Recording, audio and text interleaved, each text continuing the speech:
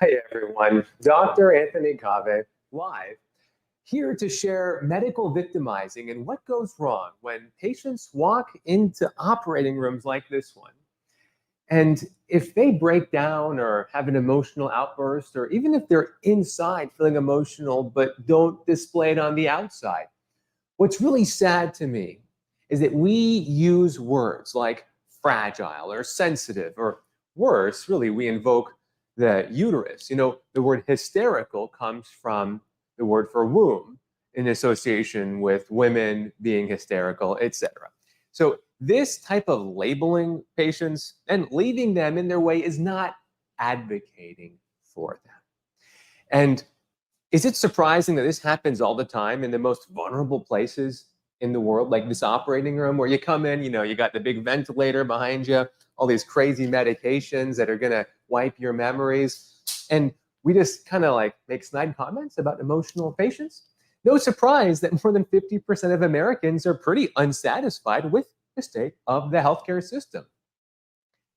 And this is where medical victimization is totally not talked about in medical schools. In fact, do you know where the word victim comes from and why I have a lamb here next to me? It's because victim comes from the Latin for to sacrifice, like a sacrificial animal. But here's the problem. If a patient is coming in, for example, to the operating room, I'm partial to surgery. It's where I work a lot, if not with ketamine in my center. But if someone's on the bed here and they're breaking down, and we're not acknowledging their PTSD or maybe what's happened to them, maybe from misdiagnoses or medical errors or contributors to medical victimization, and we're just letting them suffer silently on the table in the most vulnerable moments of their lives, it's like we're sacrificing the patient because of the inadequacies of the healthcare system. How different does that patient become from the lamb?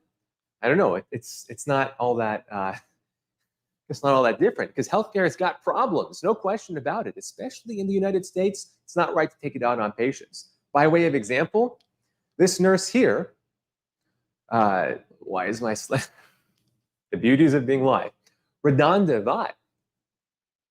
Who here, I'm going to take a quick look at the comments. By the way, I love everyone's comments. So great to see everyone here. Who here knows about Ronda's case and what that tells us about medical victimization? This is one of the saddest stories in the last couple of years. I mean, there's many sad stories.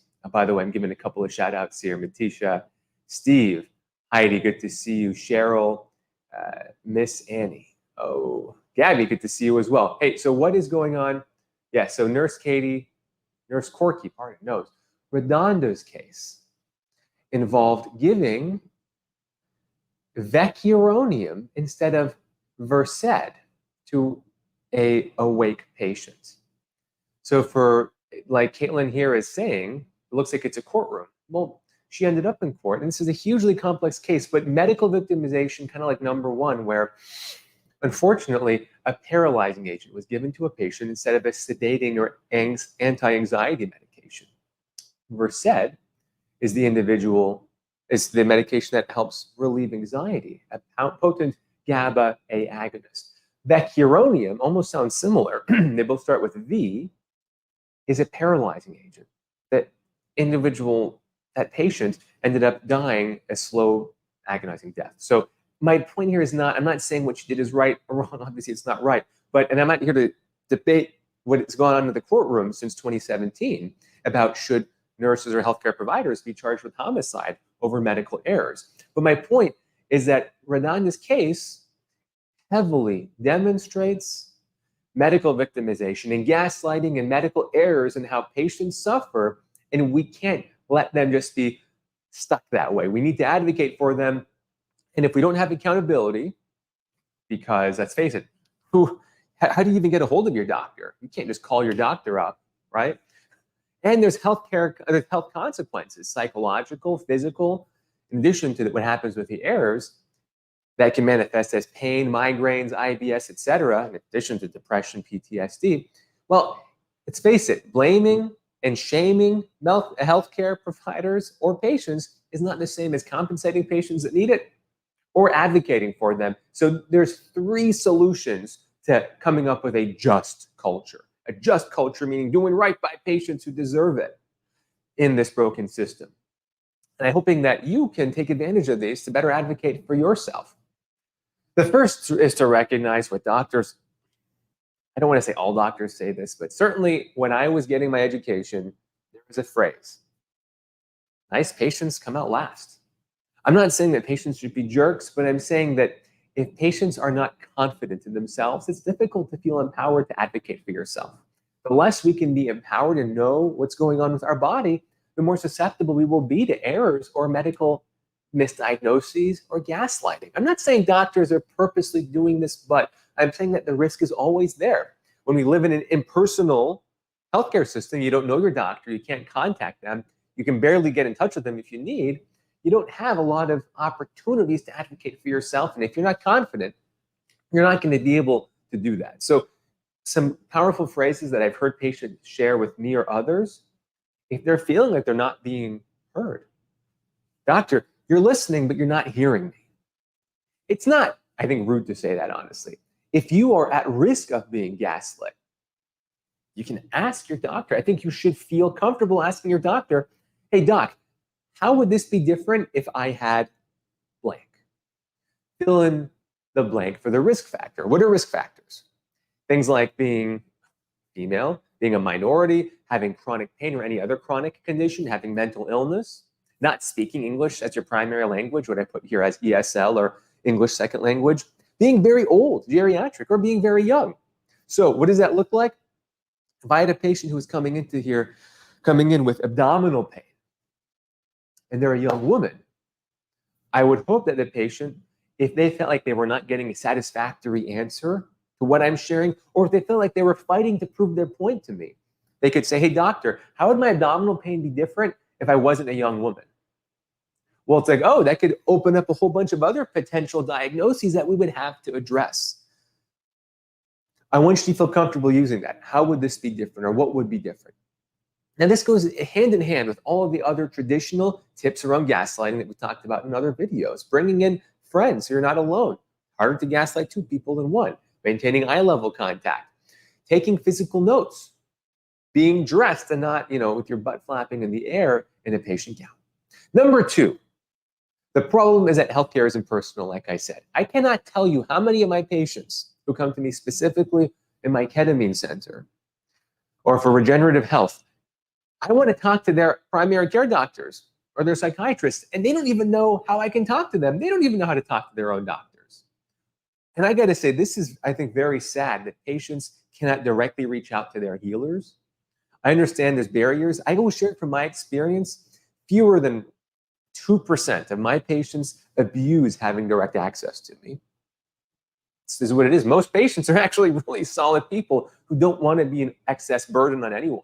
Yet the healthcare system has put these walls behind doctors reaching out to their patients and vice versa. Even other doctors talking to other doctors. So I want you to feel comfortable demanding a contact method if you're struggling with a particular diagnosis. So you're not stuck in pain and you have no way to talk to your doctor. And instead, what happens in our healthcare system?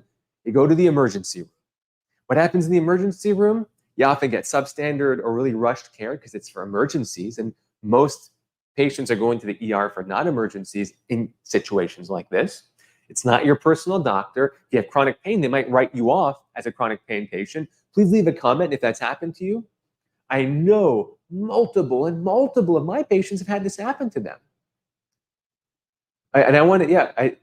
Please share below if you have gone to the ER and just not had your chronic pain addressed because they think you're a pain seeker, right? And here, Jean's saying it exactly, right?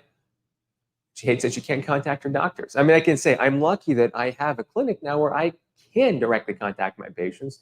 It's a huge boon. But the point is that I want you to feel comfortable demanding that information in a respectful way. Hey, if this medication that you prescribed, if the penicillin doesn't help me feel better, what should I do, doc? How do I contact you? It's within your right to ask that. Don't feel ashamed. Before we go on to number three, a little shout out. If you like what you're learning, hit that like button and keep up with all my live streams so you can ask more of your questions. You can consider joining our Zoom meetings by joining the exclusive access. The link is below on Supercast. And moving on to number three, identifying self-victimization. You can't look at medical victimization, which is an external victimization. Like we said, sacrificing the poor patient, our fellow humanity on the OR table because the healthcare system sucks. Totally unacceptable. Internal victimization, internal victimization can also come up from this. What does this happen? What internal victimization is nothing more than an abusive relationship with yourself. It's when we feel like we don't have control over what happens to us, when the world is out to get us.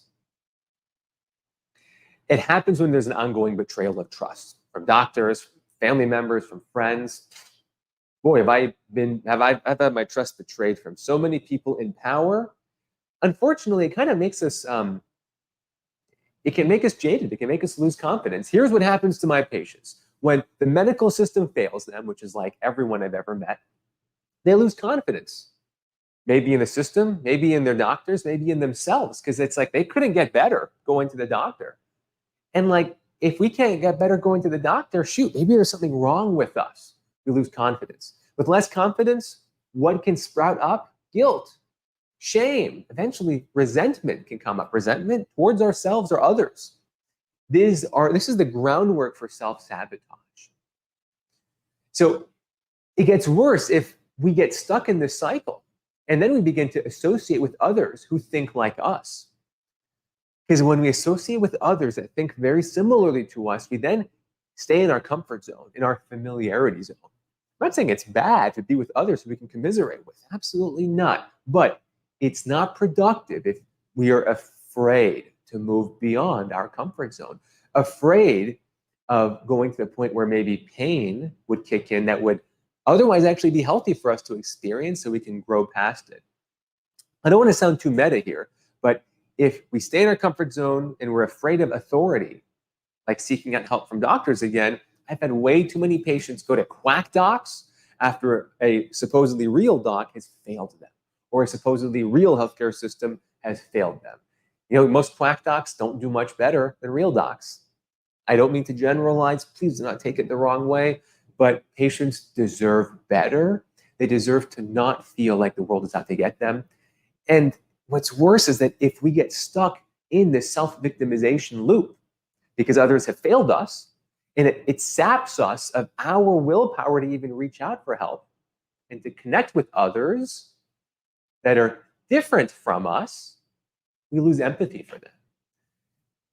Sometimes some patients even, they really desire recognition for being a victim. And then I've had way too many patients who have had parents who have desired so strongly to have this recognition that they end up becoming entitled and becoming narcissistic.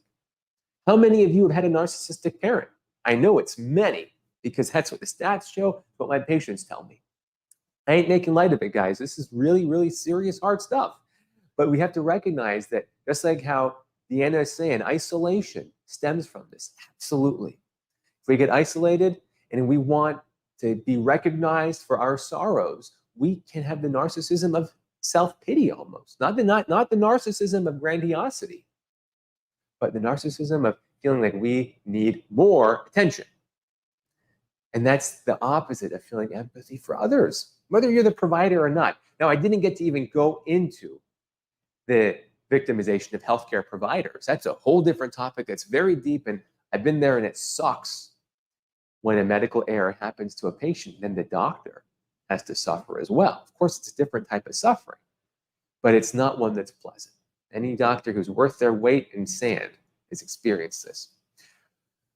That's a different topic, but what's the solution for patients who have been so betrayed by the healthcare system that they don't even have that self-confidence anymore and they fall into the self-victimization? It's nuanced. Something that some of my patients find very helpful, it's one strategy, is to ask one's self, who is responsible for my fill in the blank? It's not saying that people are being irresponsible, but it's merely a check-in with oneself. Who's responsible for my mood today? Who's responsible for me taking a shower today? Who's responsible for me going on a walk today? Whatever it is. That one phrase, when used compassionately, in a respectful way with oneself, can sometimes grease the wheels and help restore empathy with oneself. Because remember, the first step in losing connection with oneself is losing connection with other people. When we become self-victimizers because of medical victimization, we lose that connection with others and we inherently will separate from ourselves. And that is when patients can hit rock bottom. I don't want to see more patients like this. Please, if you have ever experienced this or have a loved one, share this with them so that they feel more empowered to advocate for themselves in the reality of the US healthcare system. Does a lot of good things well, but not a lot of things well. Like Ryan is saying, I feel gaslighted so bad, I need to become my own doctor. Yes, you know what? Hey, surprise, that's why I went into medicine. One part of the reason right there, I didn't trust other people. I wanted to be in charge of it myself. Ryan, I commiserate with you. I'm putting it out in the public. I don't trust other people that much either. So I don't trust other people to take care of my patients. I want to be as involved as possible with their care to the extent possible, because I've had so many people not know what's going on with their patients. I want to hear it from the horse's mouth directly to hold other docs accountable if I'm taking care of their patients in the operating room or in my ketamine healing center. So, Ryan, I am so surprised you said that. Thank you, everyone, for putting positive comments here. Let's do a little bit of live Q&A because you guys have so much more power over your health than you've ever been told. Hey, Jody, you are so welcome. Ryan, no, you're the best. You got it.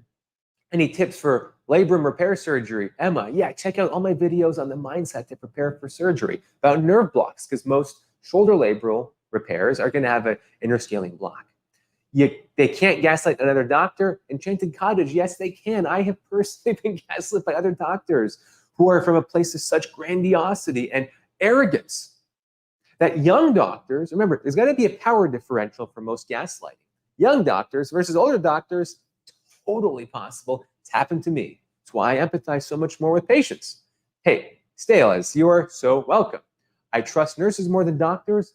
Well, you know, it's not helpful to put a blanket statement, but I can see why you feel that way. And I'm sorry that you feel that way. I don't know how to pronounce your last name, Raffensparger. I hope that someone can restore your trust in nurses and doctors one day. They got to earn it. So ask him if he's the kind of doctor that gets his jollies seeing others suffer. That's messed up, Chloe. Wow. That's really messed up. Okay, wow. Well, let's move on from that. Hey, something nicer. Jumping the World 2023, you're very welcome. You are so welcome as well. Objection overruled. Self-advocacy gets seen as being a hard-to-handle patient, and it goes in your file. So Candy Mitch, let's take a pause here because you're right. This happens sometimes. What are the strategies to help minimize that? If you're going to have a jerk doctor or a jerk nurse or a jerk lawyer or a jerk person in power, sometimes you can't overrule that. What can you do is use the phrases that I've shared. I believe that they are compassionate and respectful. I've heard patients share it to me and to other docs too. I've never seen a doctor be offended by them. I'm sure there are some overly sensitive individuals that might not recognize, out of trying to defend their own ego, that these are questions meant to support the patient, not attack the doctor. It might not help you if your doctor is so insecure that they take these questions as threats, but I believe that is the minority of doctors out there. I believe the majority truly do want the best for their patients. There are some bad apples, though. I'm wishing you the best. Enchanted Cottage, it is crazy. And Heidi, thank you so much for all of your support. Where is my center? Deborah Wood, it is in San Francisco, California. Being a nurse, says Jade, I have saved myself because of gaslighting. I am so happy that you were empowered with knowledge to be able to escape the potential harms of gaslighting. You helped me out what to say to doctors. What to say to doctors, I think you mean. I hope that is helpful, Cheryl. And yep, here we go. Just like emotional support paintbrush is saying, my husband is an MD, and I was completely gaslit with him in the room. Man. See, it's not just me. Like Ryan said here, you got to stand up for yourself. It's just the reality of the world. And yeah, Teresa's saying a friend who's a nurse was gaslit by another nurse. How to get pain meds before cervical spine surgery. Cheryl Lee, it's a tough one. Have you seen my video on the opioid epidemic pendulum? It's a popular one because we talk about all of the stigma that goes around chronic pain management. And there's some phrases there to be able to use with doctors. And thank you so much. William, is there something you would make sure I knew before going into a double jaw surgery? Yeah, there's a lot of things. First, like we're saying here, stand up for yourself so you can advocate, feel empowered to ask those questions. And then also to watch other videos on the right mindset. Hey, Stephen R., thank you so kind for thank you so much for the kind super thanks. My doctor who has treated me for severe chronic pain is retiring. Nurse told me to go shopping for another doc. I was offended, implied doctor shopping. Doc wouldn't help me find a new doc. Stephen, I would ask your doctor what to do. And don't let them leave until you get that question answered. And say, and not to be a jerk, but doctor, I don't know what to do. Being vulnerable, doctors listen. Most doctors will listen. Doctor, I don't know what to do when you retire. I'm still taking XYZ. Who's going to fill that prescription for me? Can you please help me find a new one? Don't let them leave until they answer your question. You don't want to be a doctor shopper. That's not your intention. Don't be labeled as such, Stephen, but I know that's hard to do. Sometimes your primary care doctor can advocate for you if you have one. Your PCP can get on the phone with that pain doc if there is such a system for it, which hopefully in your healthcare system it is available. Have them advocate. Sometimes doctors are nicer to other doctors, not always. I've met plenty of jerk doctors out there, to put it politely. Mitchell Pilot, thank you for the super thanks. How does Benadryl dependency for sleep aids affect anesthesia? It is not well documented because Benadryl is not a typical GABA agonist type of sleep aid.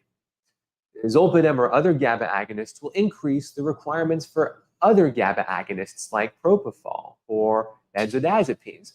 Benadryl will likely have some non-specific increase in anesthesia requirement. I recommend that you discuss this with your doctor, your anesthesiologist. They will likely be able to manage the dose changes as needed to titrate to your effect. But great question. Wishing you the best if you are having upcoming surgery. And hey, Matisha, Calvin, you're so welcome.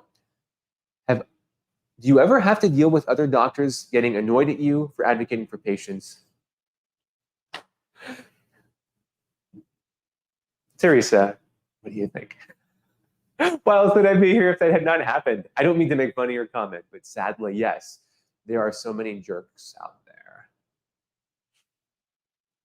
One of the worst parts of the job.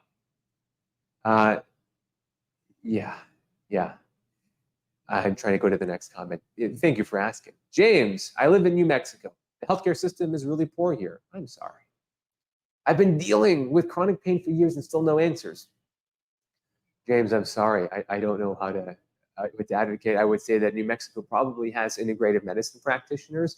They may not be covered by insurance, but perhaps they can help better advocate for you. Sometimes having a champion who's another doctor or a nurse or another type of healthcare provider can help advocate for you in these difficult to treat cases. Right. Jody, thank you for the kind comments. And Dale, thank you. Ooh, actual pain versus drug-seeking behavior. Brenda, this is a huge question. In general, acute pain has the elevated heart rate, the elevated blood pressure, kind of easy to identify. Now, chronic pain does not always have that, so it's harder to identify just based off of vitals. However, some chronic pain will increase your cortisol, your norepinephrine. If you have chronic hypertension, if you're diabetic, you have insulin resistance, you got to wonder how much of that might be from unmitigated chronic pain. How much of depression or anxiety is from undertreated chronic pain? Drug seekers can certainly have this as well, but there's other telltale signs in drug seekers. You can't always be 100% accurate in diagnostics. That's why the opioid pendulum is such a unfortunate situation. But you look for things like track marks on the skin. Are there any veins that are identifiable? Have they ever had a history of unusual infections like endocarditis, pyelonephritis, discitis, vertebral body infections? Those are some tip-offs that maybe someone is illegally using drugs or drug seeking in a sense. So in the US, a lot of states use the cure system to help identify doctor shoppers. Once again, I'm not saying chronic pain patients should be undertreated. I'm a huge advocate for treating pain appropriately. But Unfortunately, it only takes like 0.5% of the population to be drug seekers to make it harder for the 99.5% of others. And it sucks for them. My heart goes out to them. So that's a really good question. If we could answer it, boy, would we be in a different place. Stephen has a follow-up question. Thank you again for the super thanks. I'm on 80 OxyContin with a, oh my goodness. Well, you can't have doses that high be stopped cold turkey, as you know. And if your PCP is the one prescribing them, I would keep pressing your PCP for who else is available in the community, even as a temporary stopgap until a legitimate pain doctor can come on board. Because you are correct that that cannot be quit cold turkey. Gosh, I'm sorry about that, but appreciate your vulnerability and sharing. And I really hope that you can find a doctor to help adequately treat your pain. Yeah. Teresa, you're totally right. Yeah. Does having GERD affect anesthesia? Absolutely, Lucille. It affects it very heavily. You got to tell your doctor if you have acid reflux, because it can increase the risk of aspiration, which can be lethal. Cortisol made me gain weight, says Julie. Yeah.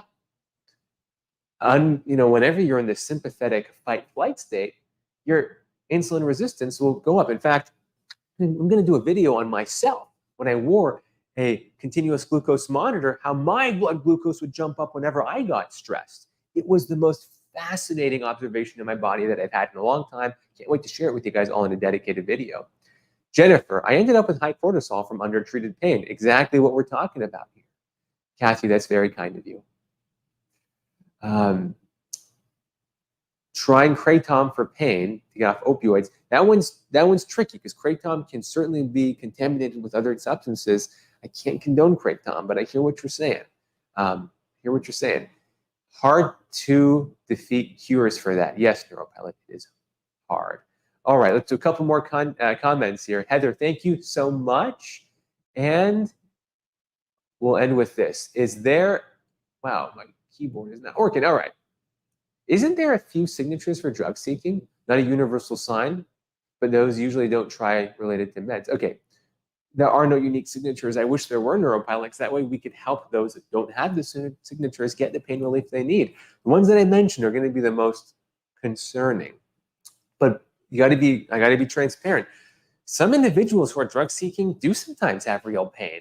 And the worst thing to do is to have someone who is in chronic pain and a drug seeker not get the treatment they need for that acute condition.